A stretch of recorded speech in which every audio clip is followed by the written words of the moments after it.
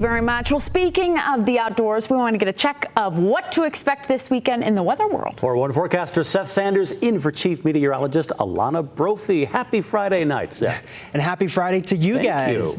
It's going to be a pretty nice start to the weekend. If you do have weekend plans, Saturday's definitely going to be the day to do it, especially in northern Utah.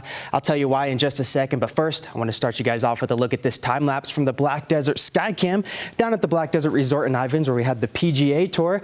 Nice little sunset there, clear skies. You're hard pressed to find a single cloud. We had clear skies across the state today, and that's allowing those temperatures to drop as that sun went down. Right now, we're in the 40s and 50s across the state. We're at 50 degrees flat here in Salt Lake, upper 40s to mid 40s down I-15 through central Utah, and St. George is at 64 degrees. Let's take a look at what to expect tonight. By midnight, Salt Lake drops into the 40s. The clouds are going to start to fill in as we get into the overnight hours and tomorrow morning, 47 degrees by 5 a.m.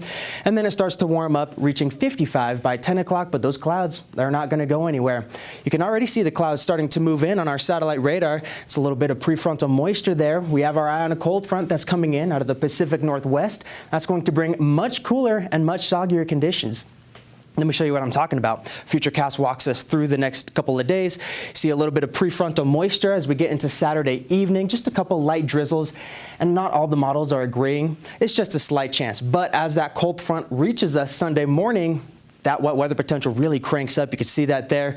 And then we have another round of wet weather Sunday afternoon, and that one's going to be even heavier than the one in the morning. And behind that cold front, temperatures drop quite a bit, so we'll start to see some snow in the mountains, mountain valleys, and the Wasatch back as low as 6,000 feet.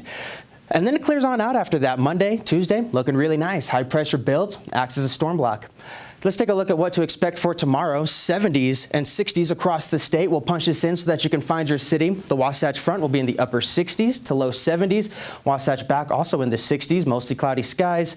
In northern and central Utah, 60s and 70s for the central portion of the state as well. And then down in southern Utah, it's a mix of sun and clouds with 70s and 60s on deck. 78 degrees for St. George. And it's going to be a really nice week in St. George.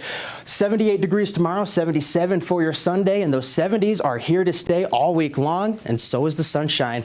Your Halloween is going to be 76 degrees with overnight lows in the upper 40s to low 50s. The Wasatch Front does have a slight chance of a shower tomorrow, but other than that, it's looking like fairly pleasant day with a mix of sun and clouds. Scattered showers on your Sunday like we talked about. The coldest day will be Monday with a daytime high of 53 and isolated showers, but it clears out by Monday afternoon. And Tuesday is looking really nice, warming up to 61 degrees by this time next week. So Halloween will be a little bit chilly, but that's pretty seasonal. That's exactly where we are for this time of year on average. So make sure you grab a jacket and an umbrella this weekend. Things are going to start to get cold. All right, Brian, we're going to send it back over